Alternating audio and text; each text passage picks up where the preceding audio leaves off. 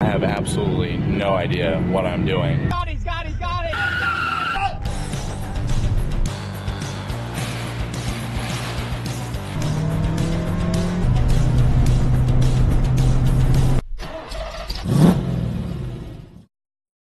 I had maybe been home 30 minutes after getting back from the tire shop, and in those 30 minutes I threw my bags in the car and replaced the manual transmission fluid, and then proceeded to get on the road. I had a 6-hour drive ahead of me, and I wanted to get as much of it done while it was still light out. Sometime during this engine swap, the Caps had won the Stanley Cup, and there were a lot of wild decorations on cars on the highway. This van definitely takes the cake though. With the sun setting, the highway led me into the Appalachians. Most of my driving takes place on the East Coast, usually around the I-95 and I-85 corridors, so I had completely forgotten how exhausting mountain driving is. And on top of that, this car has no cruise control. But after about 6 hours or so, I made it to my friend's hometown. It's that time of night where any kind of blue or red illumination is presumably a cop car until proven otherwise. So, you know, red light, cop car, bank sign, cop car, multicolor flashing billboard, cop car.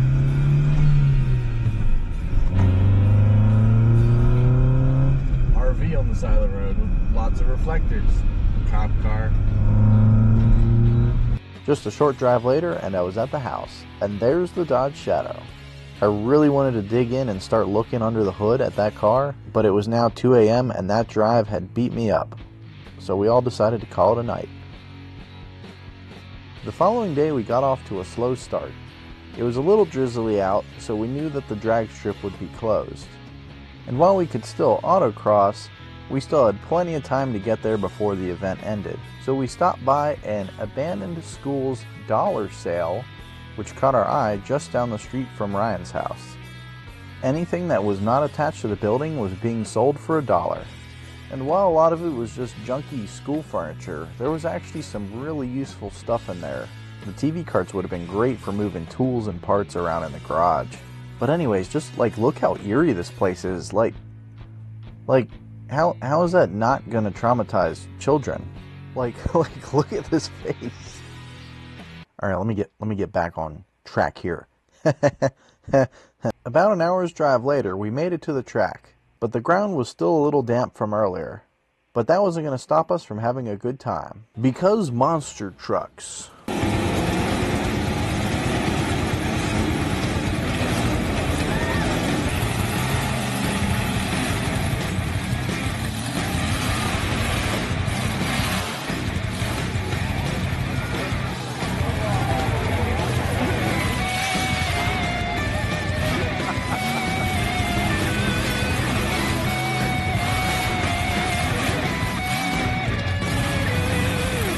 After watching the monster trucks for a little bit, it was time to take a stab at autocrossing.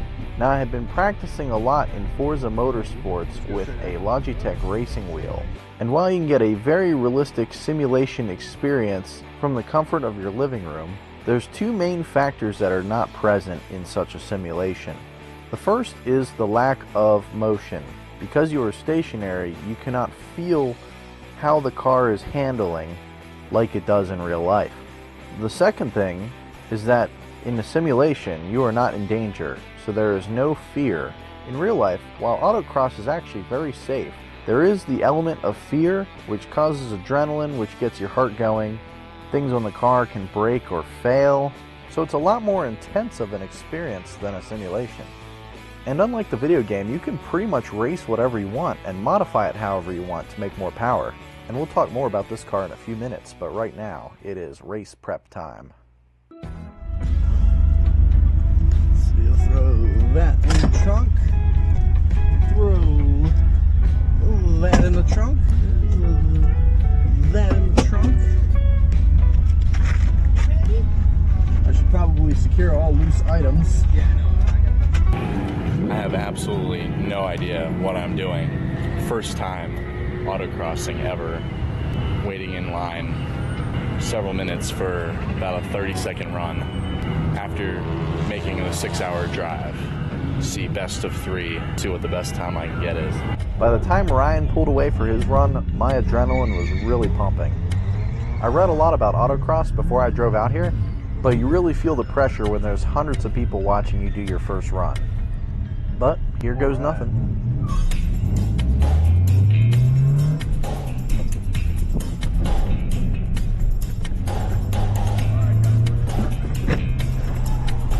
It was really thrilling to push the car to its limits, and I started out pretty good.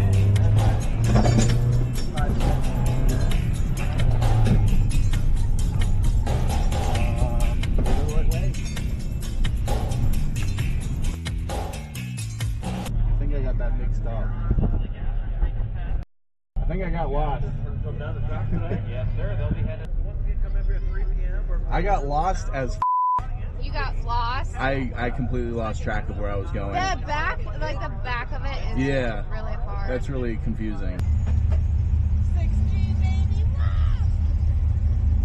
Happy at first. I'm like, he's got it. And then you shit the I bed. missed something. You know what you did wrong?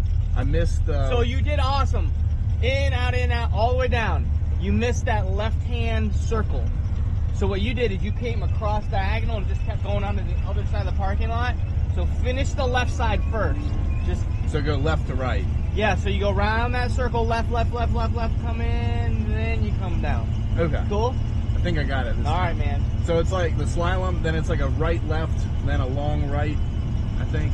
Yeah, it's a sharp left into it. Because Okay. it actually goes like this. So you're like zigzag, zigzag, zigzag. When you get here, you come across. This is what you did. You came all the way across and then So I go over here. completely missed. What you want to do is you want to go zigzag, zigzag, cross, and then it rolls like that. So it's like a hairpin. Kinda, sorta, but it's hidden. Like you got to go to the left. You got to get into it and then turn. Okay. Cool? Hopefully I get it this time. All right, man. Thank you. Kayla practiced recording a couple pro cars, so you should have some good footage there too. Excellent. Most excellent. Now that I had seen the course and I knew what to expect in the back corner, I was ready for run number 2.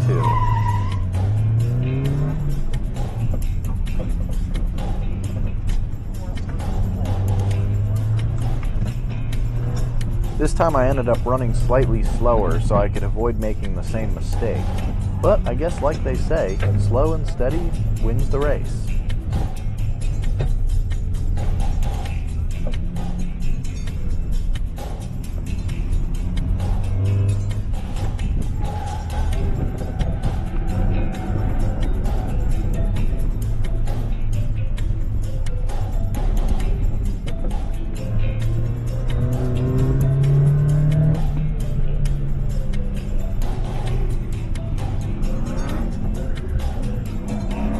And I finished somewhere within 42 seconds. My goal for run 3 was to meet or beat one of Ryan's times. He was running somewhere around 35 seconds, so I had to shave off at least 7 seconds to be near his time. Now that I was familiar with the entire course, I was ready to give it a third go. Since the entire course is pretty much run in second gear, initial launch and your reaction around corners is crucial to getting a better time. The vehicle's top speed is nowhere near as important as those two factors.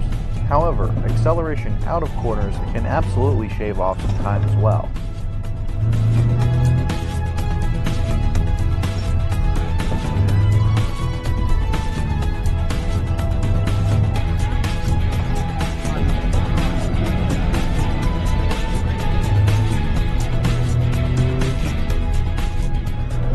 This time I managed to do the whole course in about 39 seconds, which is a significant improvement in just one run. While I really wanted to keep trying to beat Ryan's time, the sun had come out and we were ready to do some drag racing before the event ended. In addition to never having autocrossed before, I have also never drag raced before, and I was probably even more nervous for this event, as the first second in a drag race can mean everything. It could be the difference between winning and losing, and it can be the difference between an intact car and a broken car. And just having done an engine swap, I was nervous that something might be a little loose. Now, I had read up more on autocross than I had on drag racing, but I pretty much knew the basics. Now I just had to get in the mindset to do a proper launch without fouling or breaking something on the drivetrain.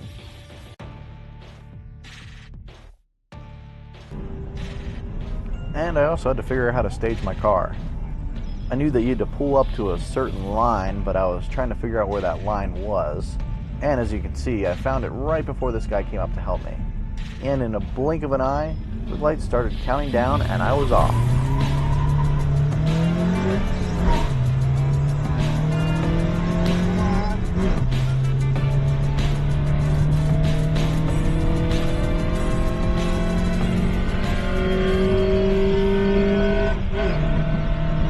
And in less than 20 seconds, the thrill is over. The second time around, I had an Integra enthusiast that wanted to come along, and we were paired up with Grandma and the grandkids. Being dead serious here. Grandma and her Lexus. And at first, I actually had a really good launch, but just like that, Grandma passed me.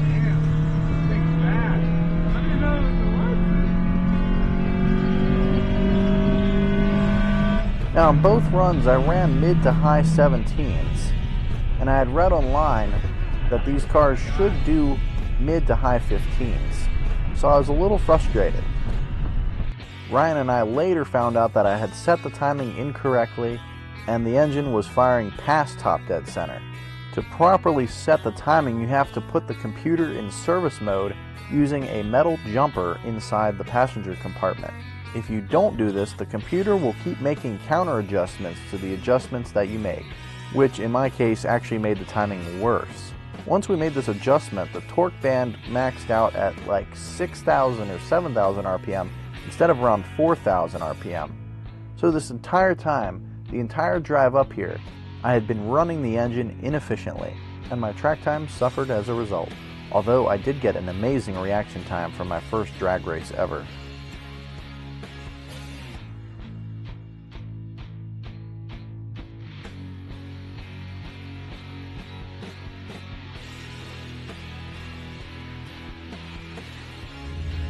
After the event ended, it was time to go explore Ohio for a little bit.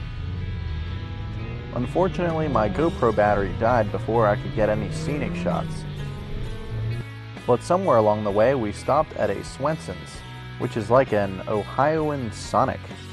And that night, I got to meet some of Ryan's friends, who all turned out to be awesome and hilarious.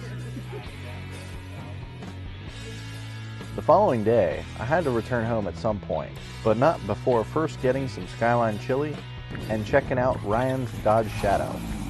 This car definitely deserves a video of its own, but because it appeared in this video, I feel like I need to explain a little bit about what's going on. So in short, the Dodge Shadow is a Chrysler Peabody car, which is a K-car derivative, powered by Mitsubishi's famous 6G72 3-liter V6. This engine was used in iconic cars like the Dodge Stealth and the Mitsubishi 3000 GT. However, the Shadow, along with the other K cars, got a more economical version of this V6. So how do you make a detuned for emissions Chrysler EconoBox with OBD1 more powerful? You slap a carburetor on it! So Ryan began this build around 2015 with the hopes that he was the first person to put a carburetor on a 6G72.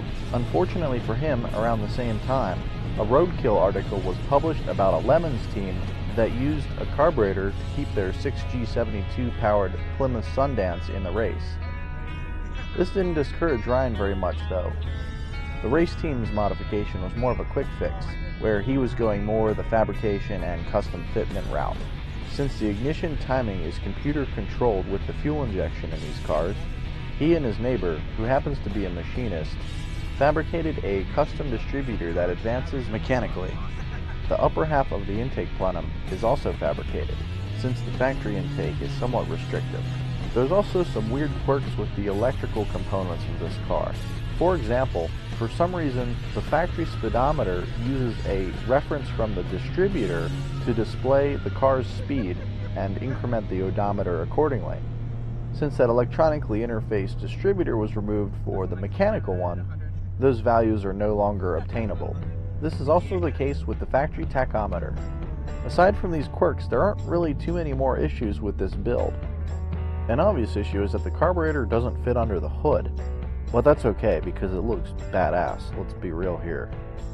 After a little high-speed demonstration, it was my turn to give the car a drive. I too own a Dodge Shadow equipped with a 6G72, but mine is bolted up to a 4-speed automatic. So driving the manual version of this car, combined with the custom performance modifications and tuning, made for one hell of a drive. This P-body, as well as some of the P-bodies of our mutual friends, have really inspired me to make a faster Shadow. Sometime after this episode was filmed, all 6 of us met up at Carlisle, and I found out that my Shadow was the slowest. I'm starting to see a trend here where I regularly end up in last place. After driving the Shadow around, it was time for me to pack my stuff and head home.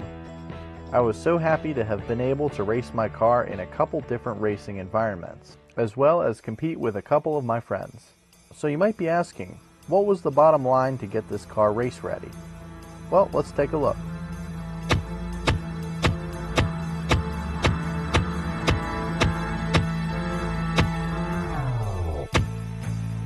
$1,575 and some change. Considering I paid nothing for the car, this really isn't that bad. Even if I paid the car's value at the time of acquisition, plus the repair costs, I'm still within the sale price of an Integra in good condition in this region. Remember, when we started, this car's brakes were completely inoperable and the steering rack was on the verge of failure. I mean, hell, that $1,500 price figure included a complete drop-in replacement engine with low mileage. While I might have paid a little bit more in repairs than I would have on a complete running car in good condition, I know for an absolute fact what has been replaced. I know the quality of the replacement parts, and I know exactly when those parts were replaced. And that's important when you want to beat the piss out of a car on the racetrack 400 miles from home. Also keep in mind that I am by no means a professional racer. This is literally the first time I've ever taken a road car on a race course of any kind. Anybody can do this. You can do this. And while most events aren't free like the one I went to in this episode, they typically cost around $45 or $50, which is probably what you'd expect to spend on a typical weekend outing with your friends. And the repairs I made should last a while if I keep up on the car's maintenance and don't drive it too hard.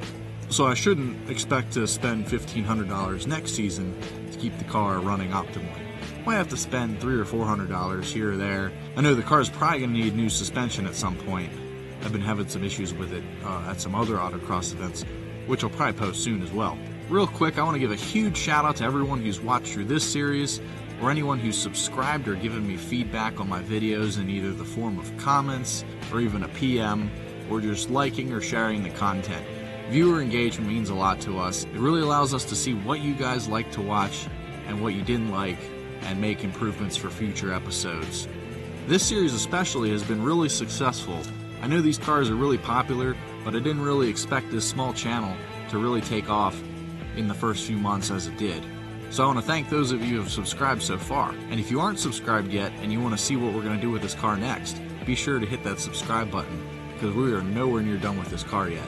Plus, we also have a few other crazy projects in the works that you won't want to miss out on, as well as some episodes about some of the car shows we went to this year, and maybe a road trip or two. I also want to start featuring what you guys have been building on this channel, so be sure to shoot me a message either on YouTube or on Instagram at Trip the Road, and your build could end up on this channel. And as always, thanks for watching. We'll see you next time.